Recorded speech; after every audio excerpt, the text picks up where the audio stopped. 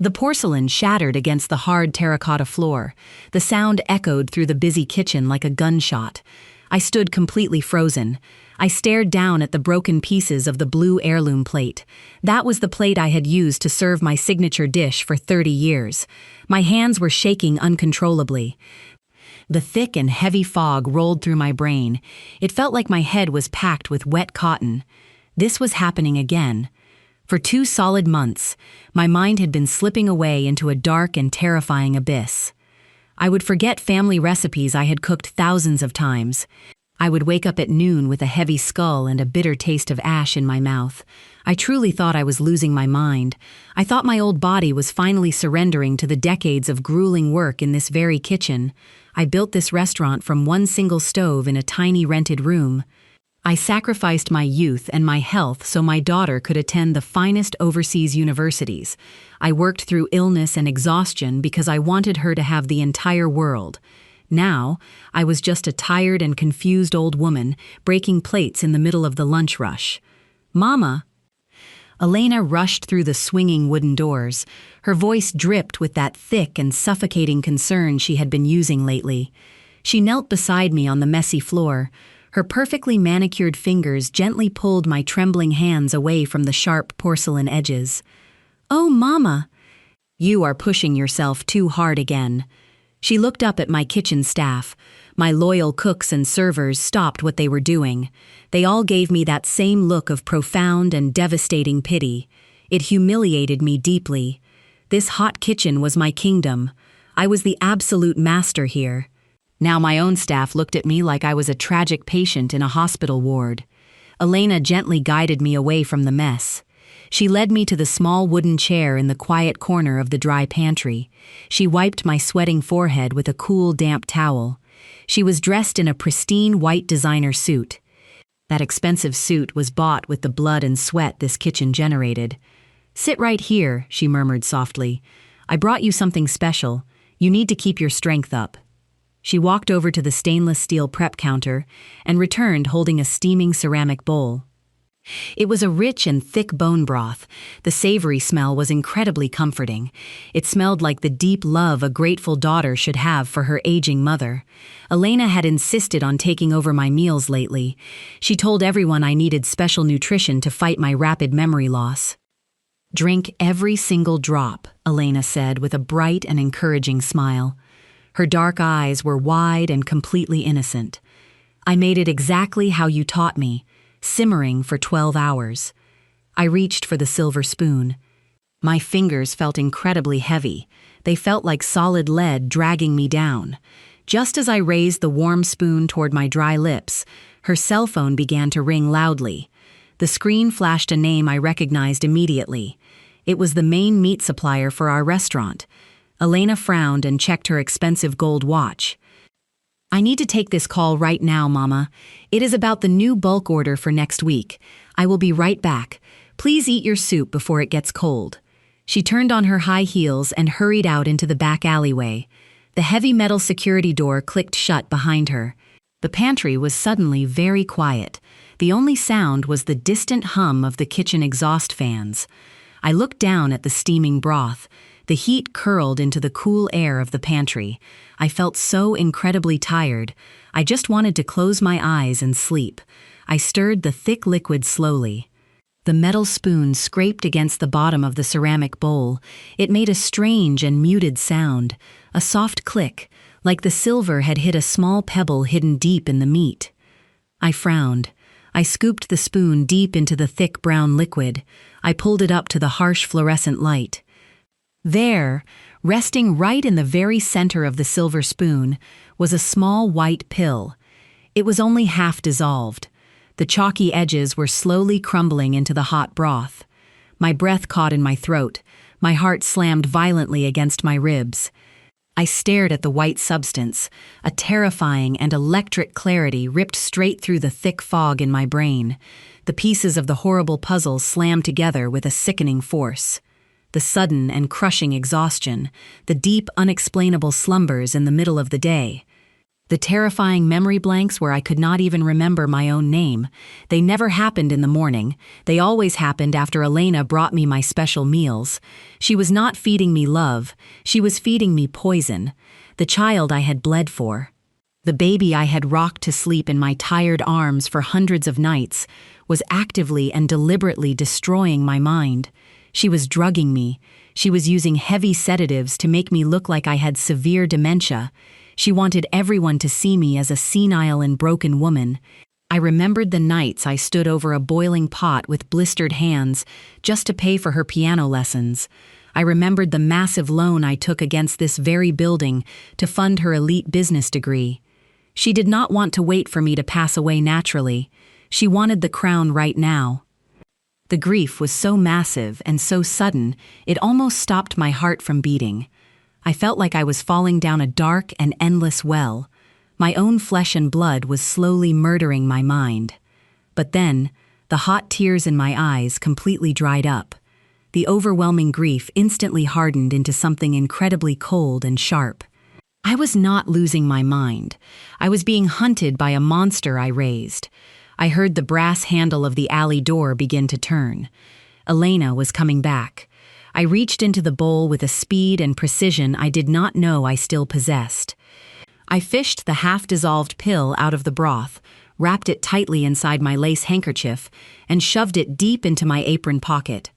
The heavy metal door of the alleyway remained shut. Elena was still outside negotiating with the supplier. I stood up on my trembling legs. I shoved the lace handkerchief containing the evidence deep into my apron. I needed answers. Real medical answers. Not the fake and suffocating concern of a monster playing the role of a loving daughter. I slipped out through the side delivery entrance. The lunch rush was completely deafening. The cooks were shouting orders over the roar of the stoves. The plates were clattering in the busy sinks. No one noticed the old woman slipping away into the humid afternoon air. I walked 3 blocks before I finally hailed a yellow taxi. I gave the driver an address on the complete opposite side of the city. I could not risk going to our regular family doctor. Elena had been the one driving me to all my recent medical appointments. She probably had him wrapped around her perfectly manicured finger. I sat in the back of the taxi and clutched my apron. I could feel the tiny, hard lump of the pill pressing against my thigh. It felt like a burning coal. The private clinic was bright and incredibly sterile. The receptionist looked at my flour-stained clothes with slight judgment. I paid in cash from my emergency pocket. I told them I was feeling extremely dizzy and needed a comprehensive blood toxicology screening immediately. I also asked to speak with the head toxicologist about a suspicious medication I found in my food. The wait was pure agony. It felt like 1,000 years passed inside that freezing waiting room. I stared at the ticking clock on the wall. Every single second felt like a hammer striking my chest. Finally, a tall doctor with gray hair called me into his office. He held a thick white folder in his hands. His expression was deeply concerning. "Ma'am," he started slowly, "your blood work shows a dangerously high level of a synthetic central nervous system depressant. It is a very potent sedative. Furthermore, the half-dissolved pill you brought in matches the chemical compound exactly." My breath shuddered. What does it do to a person? In these massive doses, the doctor frowned deeply. It causes severe cognitive fog. It induces heavy lethargy. It creates memory blackouts and total motor skill failure. Quite frankly, if a doctor saw you in this medicated state without knowing about the poison, they would immediately diagnose you with rapid-onset Alzheimer's or severe dementia. Are you taking this by mistake? Should I call the police? The police. The word hung heavy in the sterile air. If I called the police right now, what would actually happen? Elena would just cry. She would put on a theatrical performance. She would say I was a crazy old woman who accidentally dropped my own sleeping pills into my soup. She would use my recent confusion against me. She would convince the authorities I was entirely losing my mind. I had no hidden cameras yet. I had no solid witnesses. I had absolutely nothing but my own broken heart. "No," I whispered. "I must have mixed up my prescriptions. My eyesight is failing me." The doctor looked highly suspicious, but he handed me my paperwork. I walked out of that clinic as a completely different woman. The confused and terrified mother had died inside that sterile room. In her place, a cold and calculating survivor was born. I took another taxi back to the restaurant. I slipped through the back alleyway. Just as I reached the delivery door, I heard hushed voices coming from the loading dock. I pressed my back against the dirty brick wall. I held my breath and listened. It was Elena. She was standing next to her husband, Marcus. He was a slick man who wore expensive cologne and never worked a hard day in his entire life. Standing with them was our inventory manager. "You need to cut the premium beef order entirely," Marcus said with a sharp and commanding voice. "Replace it with the frozen grade cuts from the secondary supplier." The manager hesitated. "But sir, the customers will definitely notice. The mother's recipes rely on fresh ingredients. The texture will be completely ruined." Elena let out a cruel and dismissive laugh. "Who cares? We have 30 years of brand loyalty. These idiots will keep coming just because of the sign above the door. We need to maximize the profit margins right now. The franchising deal depends on our liquid cash flow. Do it." "And what about the old lady?" Marcus asked. "Is she totally out of it yet?" "She broke a plate today," Elena chuckled. "The dosage is working perfectly." "Give it another 2 weeks. She will be drooling in a wheelchair. Then we can finally get the medical power of attorney and sell this grease trap." My blood turned to absolute ice. They were not just stealing my mind, they were systematically destroying the legacy I built from absolutely nothing. They were feeding my loyal customers garbage just to pad their own pockets. The sheer greed was suffocating. I waited until they walked back into the main office. I crept back into the dry pantry. The ceramic bowl of bone broth was exactly where I left it. It was completely cold now. A thick layer of fat had congealed on the surface. I picked up the bowl. I walked quietly into the small, private bathroom in the back hallway. I poured every single drop of that toxic sludge straight into the toilet. I reached for the silver handle and flushed it away. I watched the brown liquid swirl and disappear down the drain. I looked at my own reflection in the bathroom mirror. My face was lined with deep wrinkles. My hair was gray, but my eyes were burning with a terrifying clarity. I reached up and messed up my hair. I untucked my shirt. I practiced looking blank and entirely vacant. I had to become the exact victim they wanted me to be. I had to let them think they were winning. I walked out of the bathroom and stumbled directly into the busy kitchen. I grabbed a metal whisk and intentionally dropped it on the hard floor. It clattered loudly. I looked around with wide and terrified eyes. I began to tremble on purpose. Elena rushed out of the office immediately. Her fake mask of deep concern was perfectly plastered on her beautiful face. "Oh, Mama!" she cried out loudly for everyone to hear. "Did you forget where you were again? Did you finish your special soup?" I looked at her blankly. I let a small line of saliva pool at the corner of my mouth. "Soup? What soup? I need to cook for your father." My husband had been dead for 20 years. Elena looked at Marcus over my shoulder. She smiled a wicked and victorious smile. She gently patted my arm. "It is okay, Mama. I am here. I will take care of everything." I let her guide me back to the pantry chair. I stared blankly at the floor. The child I once fed spoonful by spoonful, now measuring how many grams of poison to trade for this empire? The next 14 days were a masterclass in silent agony. I surrendered my kingdom. I let my shoulders droop and my eyes glaze over with a permanent and hollow stare. I became the ghost haunting my own kitchen. Elena eagerly stepped up to the main prep station and proudly announced to the entire staff that she was taking over the executive duties. She told everyone her beloved mother was simply too sick to manage the heat of the stoves anymore. I sat on a small wooden stool in the far corner of the dry storage room. I spent my days slowly peeling baskets of potatoes. My hands moved with a deliberate and agonizing slowness. Every single time Elena walked past my stool, she would stop and pat my gray hair. "Look at her," Elena sighed loudly to the head waiter. "She does not even know what day of the week it is. It breaks my heart to see a brilliant woman reduced to a helpless child." I kept my eyes fixed firmly on the brown skin of the potato. I let a vacant smile stretch across my dry lips. I wanted to scream. I wanted to grab the heavy iron skillet and smash it into the pristine white tiles. But a loud reaction was exactly what she wanted. A crazy outburst would only speed up my journey to the psychiatric ward. So I swallowed the burning acid in my throat. I became the perfect idiot. From my quiet corner, I watched them dismantle my legacy piece by bleeding piece. The smell of the kitchen changed first. The rich and intoxicating aroma of fresh bone broth was completely replaced by the sharp and metallic scent of cheap bouillon powder. Marcus fired our local butcher. He brought in massive cardboard boxes of frozen commercial meat.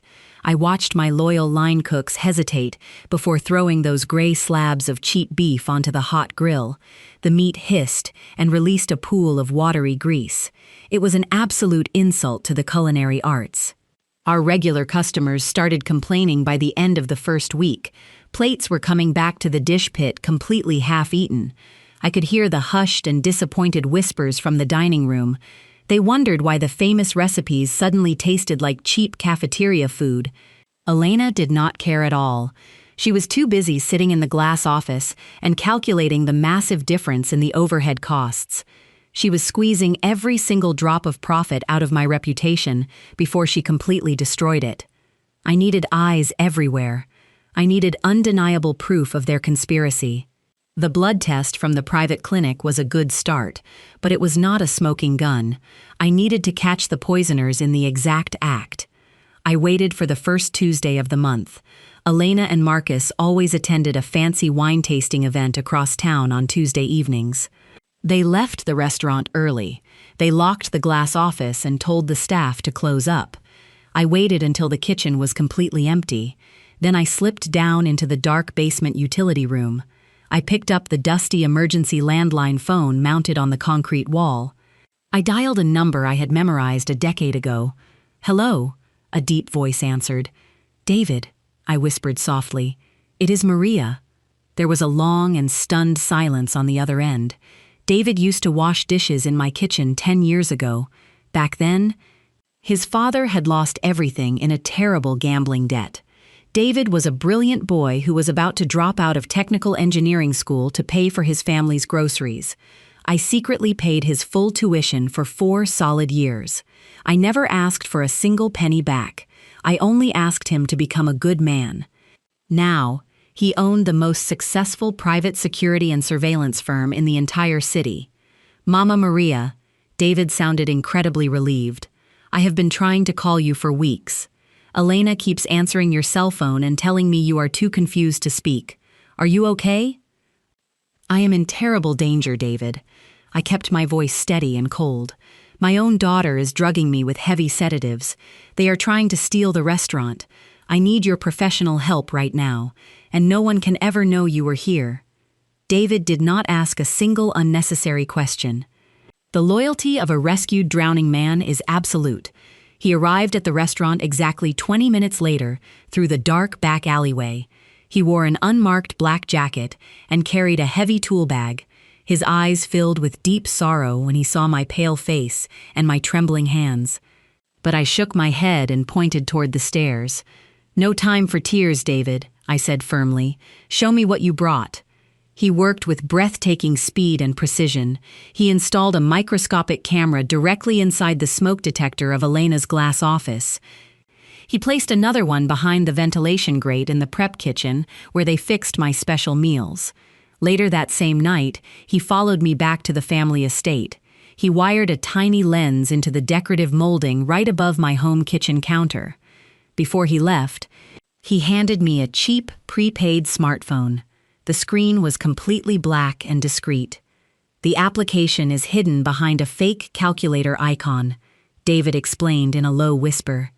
"All 3 camera feeds are routed through a secure encrypted server. They record audio and high-definition video. The footage uploads to a cloud account only I can access. Even if they find this phone and smash it into a million pieces, the evidence will remain perfectly safe." "Thank you, David." I touched his warm cheek. "Should I call the police right now?" He asked angrily. "I can have them arrested by morning." "No," I replied sharply. If we strike now, they will just blame a careless doctor or deny everything. I need them to feel completely invincible. I need them to dig their own graves so deep they can never climb out. David nodded slowly and disappeared into the night. I hid the secret smartphone deep inside a slit I cut into the mattress of my bed. For the next few days, I continued to play my pathetic role. I drooled slightly when Marcus spoke to me. I deliberately put my shoes on the wrong feet. I let them bathe in their cruel and arrogant superiority. Tonight, the house was completely silent. The heavy rain beat against the large glass windows. I was sitting alone on the edge of my bed in the dark bedroom. The only light in the room was the faint blue glow of the secret smartphone resting in my cold hands. I tapped the fake calculator icon. The live video feeds flickered onto the screen. The first camera showed the empty restaurant office. The second showed the dark prep kitchen. The third camera, the one in my home kitchen, showed Elena and Marcus standing by the marble island. My breath hitched in my chest. I turned the volume up. Marcus was holding a small glass bottle. He dumped 3 white pills into a ceramic mortar. "She is building a tolerance," Marcus said in a low and frustrated voice. "She managed to string a complete sentence together this morning. The lawyer says we need her completely nonverbal by next Friday to rush the power of attorney." Elena stood beside him. She picked up the heavy stone pestle. Her face was completely twisted with a dark and impatient malice I had never seen before. "Then we double the dosage tonight," Elena whispered coldly. "Crush them into a fine powder. I will mix it into her warm milk. If her heart stops, then we skip the lawyer and go straight to the reading of the will." The sheer evil of her words hit me like a physical blow to the stomach. My own daughter was casually discussing my murder over a glass of warm milk. My hands began to shake violently. The phone slipped slightly in my sweaty palms. Suddenly, the heavy mortar scraped loudly against the marble counter on the video feed. Elena stopped crushing the pills. She looked up at the ceiling. She looked directly toward the hallway leading to my room. "Did you hear that?" Elena asked sharply. "Hear what?" Marcus frowned. "A noise. From the hallway. Is the old bat awake?" I froze completely. I held my breath. On the small screen, I watched Elena drop the stone pestle. She marched aggressively out of the kitchen frame. While sitting and watching the camera through the secret phone, I heard hurried footsteps heading straight toward my bedroom door and the sound of the lock turning hard. I shoved the secret smartphone deep under the heavy mattress. I threw the thick quilt over my trembling legs. I let my head loll back against the feathered pillows. I opened my mouth slightly and let my eyes glaze over completely. The heavy oak door swung open violently. The brass lock clicked loudly in the quiet room. Marcus stood in the doorway. The hallway light cast a long and threatening shadow across his face. He smelled strongly of cheap alcohol and expensive cologne. He held a blue checkbook in his left hand and a thick black pen in his right. "Wake up, Maria," he snapped coldly. He marched toward my bed and shoved the checkbook right into my chest. "Sign this right now. It is for your new medical bills. The fancy clinic is demanding an advance payment for your incoming treatments." I knew exactly what this was. There were no incoming medical treatments. They were draining my personal emergency fund before they even secured the full power of attorney. They were getting incredibly greedy. I looked up at him with a blank and completely hollow expression. I let my jaw hang loose. "Marcus?" I whispered vaguely. "Is it time to start the morning soup?" He let out a sharp and disgusted sigh. He grabbed my wrist roughly and forced the black pen into my cold fingers. "Just sign the stupid piece of paper, Maria. Do not make me guide your hand again. Just scribble your name right here on the dotted line." I took the pen. My hands shook violently. I made sure to let the tip of the pen wander off the line. I scribbled a messy and barely legible signature. It looked like the handwriting of a frightened and confused child. Marcus snatched the blue checkbook back immediately. He did not even bother to say goodnight. He turned around and walked out. The heavy door slammed shut. The lock clicked again. I waited in the total darkness for 2 entire hours. I listened to the heavy rain beating against the glass window. I waited until the entire house fell into a deep and dead silence. I knew Marcus kept his private silver laptop in the downstairs study. I also knew his exact password. I had watched him type it on the hidden kitchen camera earlier that week. He used Elena's birth year and the name of his favorite sports team. It was arrogant and completely predictable. I crept out of my bedroom. The wooden floorboards were freezing against my bare feet. I moved through the dark hallway like a silent ghost. I slipped into the cold study and quietly closed the door behind me. I opened the silver laptop. The bright screen illuminated the dark room. I typed the password carefully. The machine unlocked instantly. I did not have much time. I searched through his hidden desktop folders. My heart pounded against my ribs like a trapped bird. It only took me 5 minutes to find exactly what I was looking for. The files were labeled as secondary inventory, but they were actually the double books. I opened the master spreadsheet. The sheer scale of their financial theft took my breath away. They were not just cutting corners on the meat orders. They were actively siphoning thousands of dollars every single week into a private offshore account. They were logging fake catering events that never happened. They were paying phantom employees who did not actually exist. The restaurant, my beautiful 30-year-old kingdom, was bleeding to death from the inside out. They were stripping it down to the bare bones. I reached into my pocket and pulled out the small black flash drive David had given me. I plugged it into the side of the machine. I copied every single financial file. I secured the second piece of undeniable evidence. I closed the laptop and wiped the keyboard with the hem of my shirt. The next afternoon at the restaurant, the cost of my silent strategy became completely unbearable. The main kitchen was a total war zone. The lunch rush had completely collapsed. I was sitting on my usual small stool in the corner of the pantry. I was slowly peeling a massive basket of raw carrots. Suddenly, I heard a loud crash from the grill station. A heavy metal pan hit the tile floor. "I will absolutely not serve this garbage," a deep voice shouted. It was Thomas.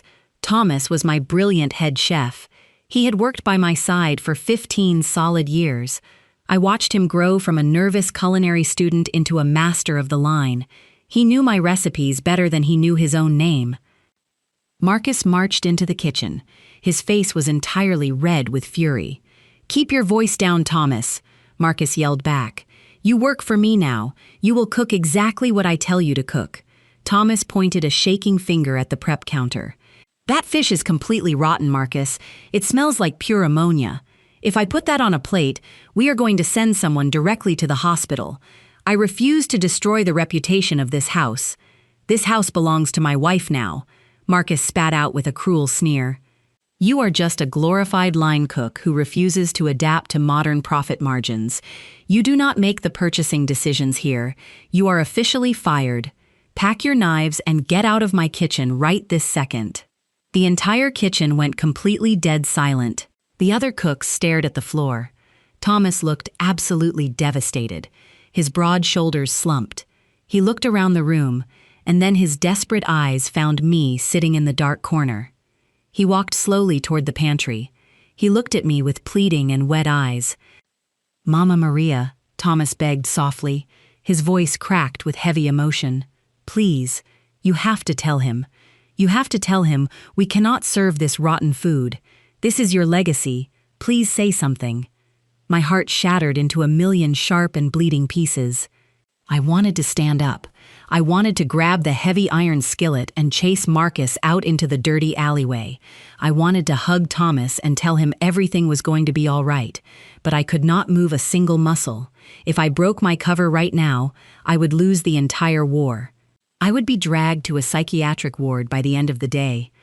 I had to swallow the burning acid of my own guilt. I looked up at Thomas with completely empty and vacant eyes. I let a raw carrot fall from my trembling hands. It rolled across the dirty floor.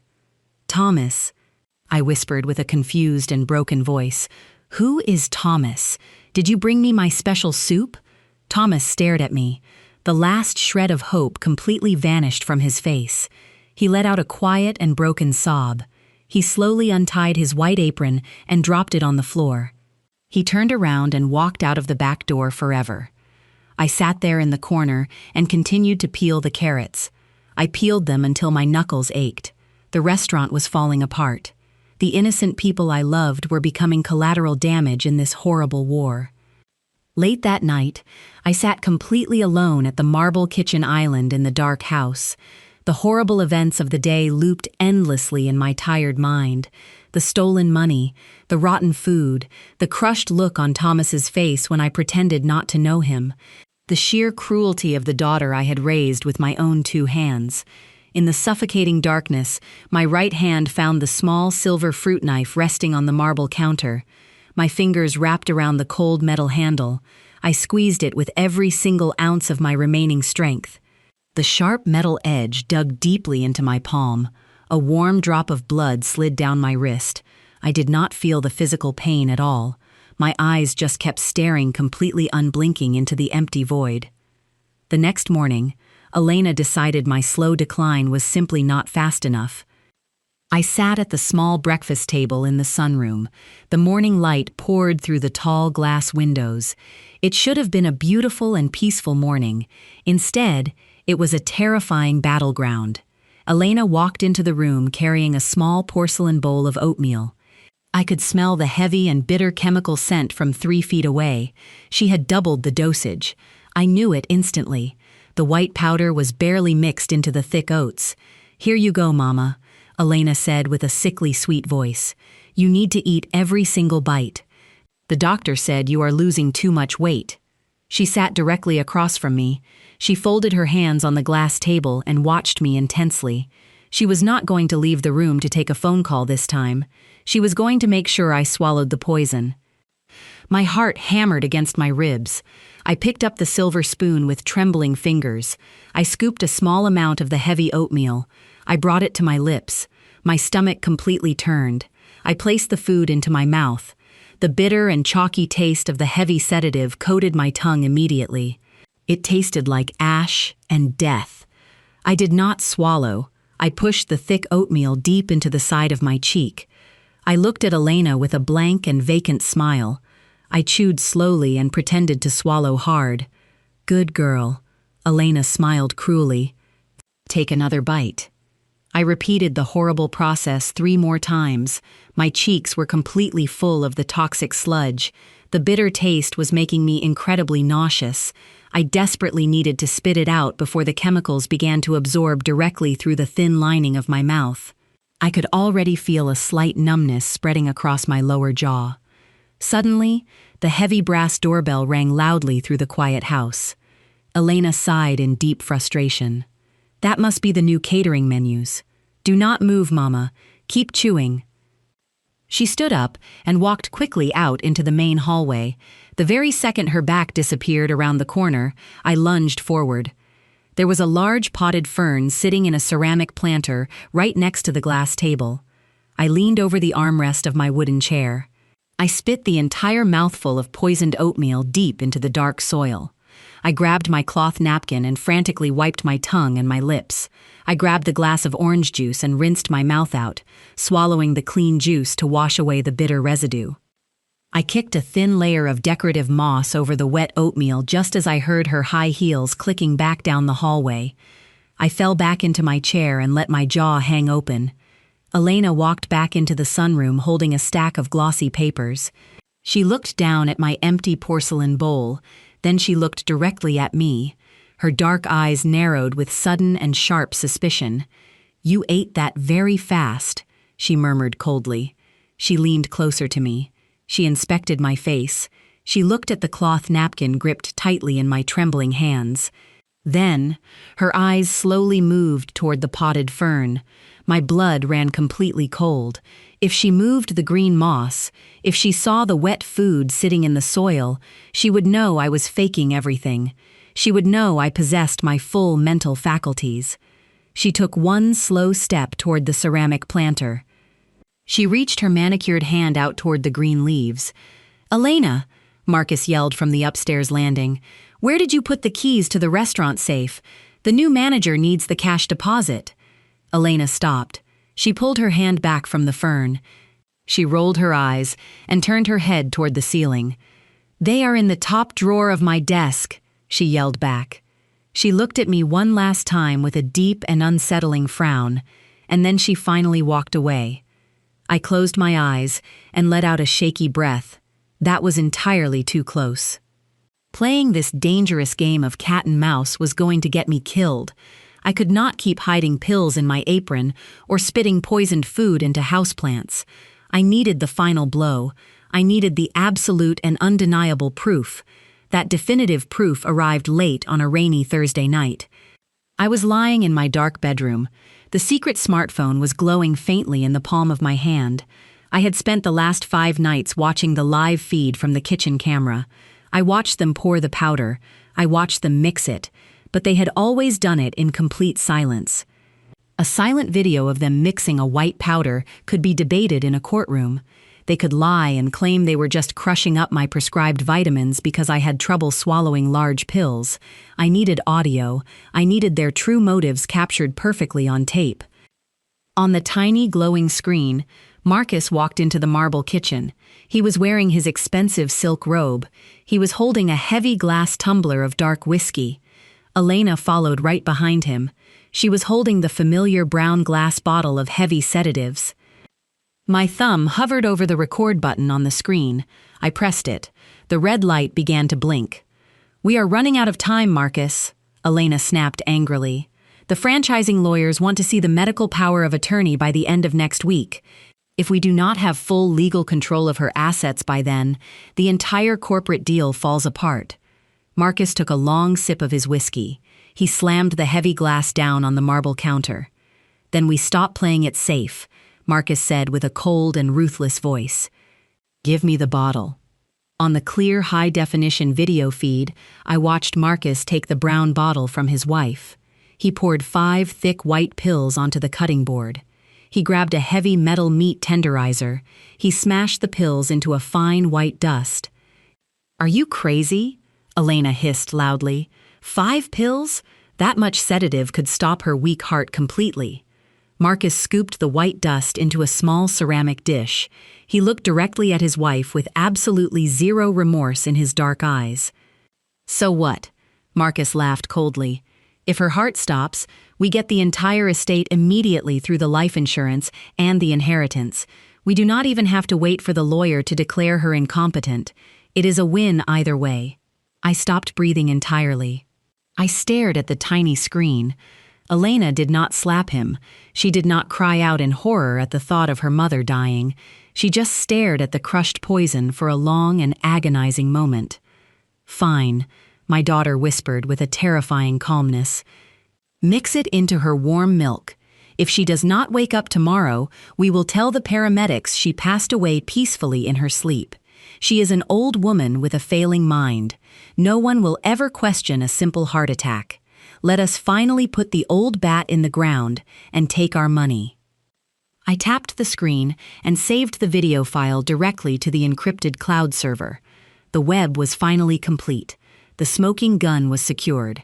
They had just confessed to attempted murder and extreme financial fraud on a crystal-clear recording. They had provided the exact chemical weapon. They had stated their exact financial motive. The heavy metal trap I had been patiently building in the dark was finally ready to snap shut. I slid the secret phone deep under the mattress. I lay completely still in the dark room. The woman who had loved Elena, the mother who had sacrificed her entire youth and burned her hands on hot stoves to give that girl a beautiful life, died right then and there. The final string of blood and absolute loyalty was completely severed. I felt no fear anymore. I felt absolutely no hesitation.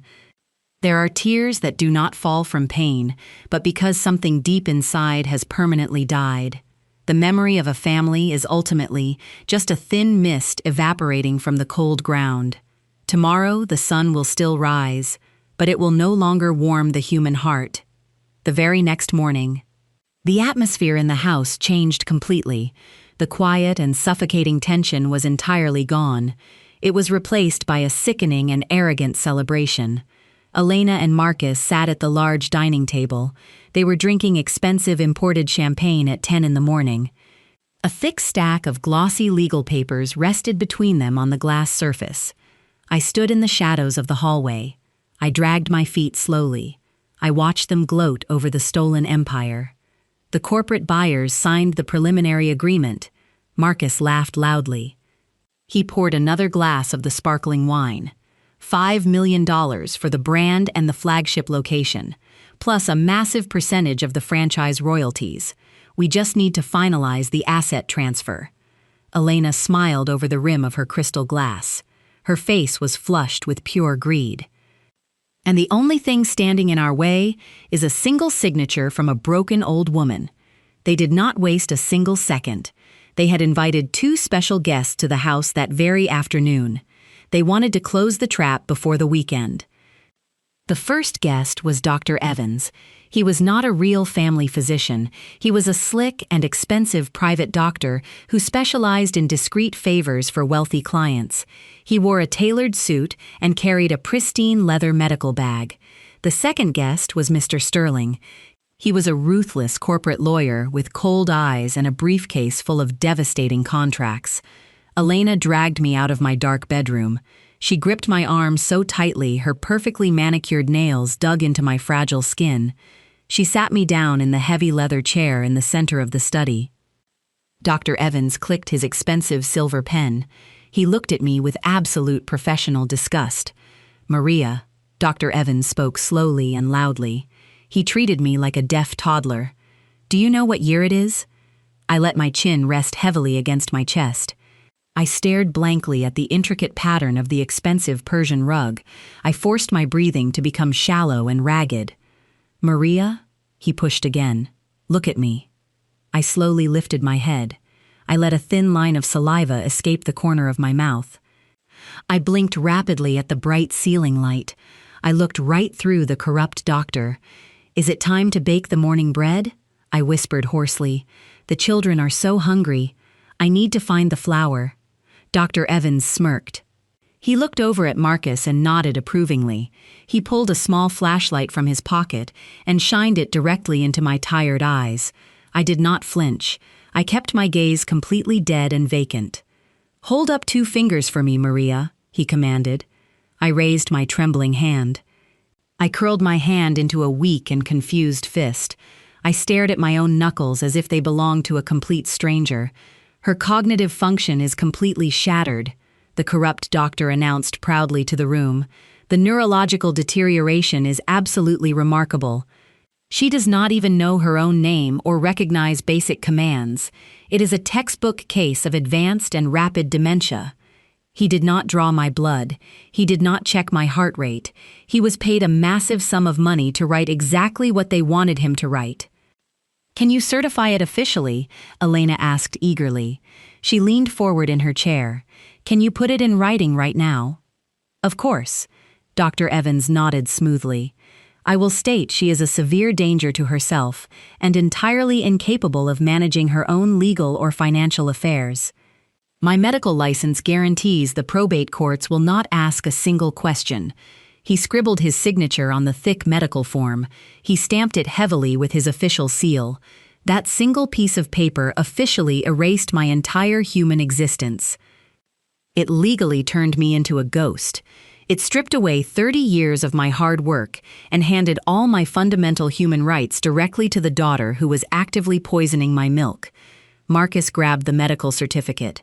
His hands were shaking with pure adrenaline. "Perfect," Marcus cheered. "Now we finally seal the deal." He turned to the cold corporate lawyer standing by the window. Mr. Sterling stepped forward. He placed a massive legal document directly on the wooden desk in front of me.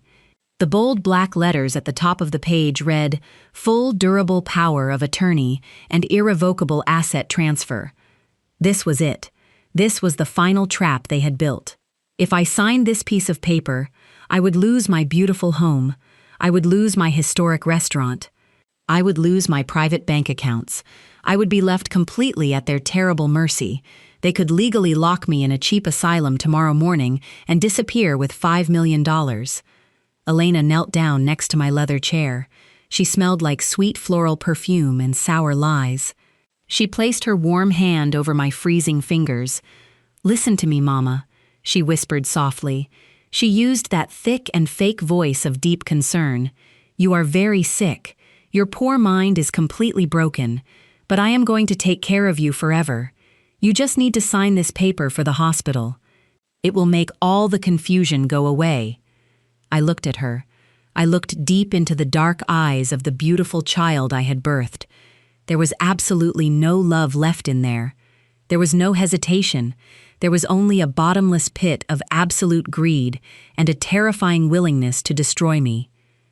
Mr. Sterling pulled a heavy gold fountain pen from his tailored suit jacket. He uncapped it slowly. The sharp metal tip gleamed under the warm study lights. The entire room went completely silent. Everyone was watching me closely. They were holding their breath. They truly believed they had won.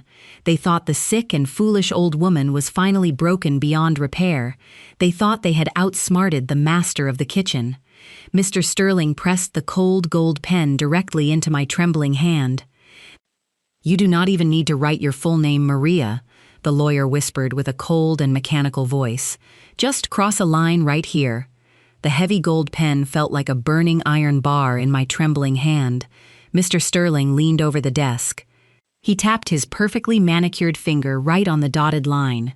Elena watched me with wide and hungry eyes. Marcus stood near the door with a cruel smirk on his face. They were waiting for me to surrender my entire life with one single stroke of ink. I looked blankly at the bright gold pen. I let out a low and rattling breath. Then, I completely snapped. I threw the heavy pen directly at the lawyer.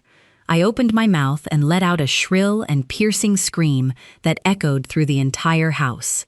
I lunged forward and grabbed the massive crystal vase resting on the edge of the wooden desk. I hurled it straight onto the hard floor. The thick glass shattered into 1,000 dangerous pieces. Water and dead roses splashed all over Mr. Sterling and his expensive leather shoes. "Who are you?" I screamed at the top of my lungs. I gripped my own hair and rocked back and forth violently. "Get out of my kitchen. You are stealing my flour. Where is my husband?" Elena gasped and jumped back. Marcus rushed forward to grab my shoulders. I thrashed wildly like a trapped and terrified animal. I swung my arms. My long fingernails caught Marcus right on his cheek. I left 3 deep and bleeding scratches across his skin. He cursed loudly and backed away. "Hold her down," Marcus yelled furiously. "Make her sign the paper." "Absolutely not," Mr. Sterling shouted over my fake screams. The lawyer wiped the dirty flour water off his expensive suit. He looked completely horrified. If she signs a legal document while she is actively hallucinating and physically violent, any judge will throw it out immediately. It will look like blatant coercion. She needs to be completely docile. Dr. Evans nodded in agreement. He stepped safely behind the heavy leather chair. "This is a severe paranoid episode. The rapid cognitive decline is causing extreme terror. You must wait until she is calm." "We cannot wait!" Elena shrieked. Her fake mask of concern completely vanished. "The corporate buyers need the documents by tomorrow afternoon. Then bring her to an official notary public tomorrow morning," Mr. Sterling snapped angrily as he packed his ruined briefcase. "A public office will prove she was not coerced in a dark room. Bring her when she is quiet. I will meet you there at 9 in the morning, not a single second later." They had no other choice. They dragged me back down the dark hallway. They shoved me roughly into my cold bedroom and locked the heavy oak door from the outside. I fell onto my mattress and continued to sob loudly for another 10 minutes. I waited until I heard the front door slam shut. I waited until Dr. Evans and Mr. Sterling drove away. I waited until the entire house fell into a deep and dead silence. Then, I stopped crying entirely. My face instantly hardened into cold stone. I reached deep inside the mattress. I pulled out the secret smartphone. The bright screen illuminated the dark room. I opened my encrypted email application. I attached the massive file containing the double books. I attached the clear high-definition video of Marcus crushing the heavy sedatives. I attached the certified toxicology report from the private clinic. I sent the entire package to a man named Arthur. Arthur was not just a lawyer. He was the ruthless senior partner of the most powerful legal firm in the city. He was the man who had drafted my late husband and his original estate documents over 2 decades ago. I typed a single short message below the files. Meet me at the downtown notary office tomorrow at 9 in the morning. Bring the economic police. Arthur replied exactly 2 minutes later. His message was only one word. Understood. The web was fully spun. The stage was perfectly set. Tomorrow morning, the entire world would watch the absolute destruction of their greedy little empire. I sat in the darkness and stared at the heavy wooden door. How cruel must a mother be to nail shut the coffin holding the future of her own flesh and blood? The next morning arrived with a blinding and mocking sunlight. Elena treated the morning like a glorious victory parade. She wore a bright red designer dress. She painted her lips with an arrogant crimson lipstick. Marcus paced around the marble hallway holding the thick leather briefcase. He kept checking his expensive gold watch. He was sweating with pure greed. They wanted to finish this before the corporate buyers changed their minds. They dressed me in a faded gray sweater. They left my white hair completely uncombed and messy. Elena wanted me to look like a tragic charity case. She wanted the public notary to see a pathetic and demented victim who desperately needed her daughter to make all her legal decisions. The car ride to the downtown district was completely silent. I sat in the back seat and stared out the tinted window. I let my head bob weakly with every single bump in the road. I played the broken and confused puppet one last time. We arrived at the legal office at exactly 9 in the morning. The building was cold and smelled heavily of bitter coffee and old paper. Mr. Sterling was already waiting in the bright lobby. He looked at me with deep and absolute disgust. He still remembered the dirty flower vase I had thrown at his expensive shoes the day before. "Is she completely docile today?" the corrupt lawyer hissed at Marcus. "We doubled her morning medicine," Marcus whispered back with a cruel smirk. "She does not even know what planet she is on right now." We entered the main glass conference room. A stern female notary sat behind a large, heavy oak desk. She wore a neat gray suit. She looked highly professional and entirely unamused by our large group. Mr. Sterling stepped forward and pushed the massive stack of legal documents across the smooth glass. The bold title was glaringly clear: Full Transfer of Assets and Medical Proxy. Elena gripped my fragile shoulder tightly. She forced me to sit down in the heavy leather chair in the center of the room. She leaned over me. Her sweet floral perfume made my stomach churn. She handed me a cheap plastic pen. "Just sign right here on the dotted line, Mama," Elena whispered sweetly. "Just make a little mark for me." The female notary frowned deeply. She crossed her arms and looked directly into my vacant eyes. She was a woman who followed the strict letter of the law. "Ma'am?" the notary asked with a loud and formal voice. "Are you entirely aware of what you are signing today? Are you making this choice of your own free will? Are you of sound mind?" Elena immediately opened her mouth to answer for me. She was going to spin her web of lies one final time, but I did not let her speak a single word. I stopped trembling. I straightened my spine against the leather chair. I reached up and forcefully pushed Elena's heavy hand completely off my shoulder. I sat up tall. I looked directly into the dark eyes of the surprised notary. "I am completely aware of everything," I said. My voice was sharp, completely steady, and entirely free of any confusion. It rang through the quiet glass room like a heavy brass bell. Elena gasped loudly. She stumbled backward as if I had just slapped her across the face. Marcus froze entirely. His jaw dropped wide open. He stared at me like I was a ghost rising from the dead. "Mama?" Elena stammers in absolute shock. What are you doing?" "I am taking back my kitchen," I said coldly. I looked toward the heavy glass doors of the conference room. I gave a single and firm nod. The heavy doors swung open violently. Arthur walked into the room. My old lawyer was wearing a dark tailored suit, and his eyes were burning with absolute fury. Right behind him, 2 uniformed officers of the economic police stepped into the sterile light. Their heavy boots echoed loudly against the tile floor. Mr. Sterling dropped his leather briefcase. It hit the floor with a massive thud. He knew exactly who Arthur was. Every single corrupt lawyer in this entire city feared Arthur. "What is the meaning of this?" Marcus shouted. His voice was shaking with sudden and intense panic. "We are in the middle of a private family medical matter. Get out of here." "There is absolutely nothing medical about this," Arthur replied with a voice like grinding stones. Arthur marched to the desk. He threw a thick black folder directly onto the glass table. "That is a certified toxicology report from an independent clinic," Arthur announced loudly. "It proves you have been actively poisoning my client with heavy synthetic sedatives for 2 entire months. And this is the complete digital ledger of the $300,000 you embezzled from her private business accounts." The entire room fell into a deafening and crushing silence. The oxygen was completely sucked out of the air. Elena turned as pale as a fresh sheet of paper. She looked at the thick black folder. She looked at the 2 police officers blocking the only exit. Then, she looked slowly down at me. Her beautiful mask completely shattered. She finally realized the truth. The old and broken woman was never trapped in the dark. I was the one building the cage around them this entire time. I let the plastic pen slip from my fingers. It hit the thick glass table with a sharp and definitive clack. My eyes locked onto the rapidly paling face of the daughter I used to love. The heavy silence in the glass room finally shattered. Marcus lunged toward the heavy oak door. He did not even look back at his wife. He only cared about saving his own skin, but the 2 officers of the economic police were much faster.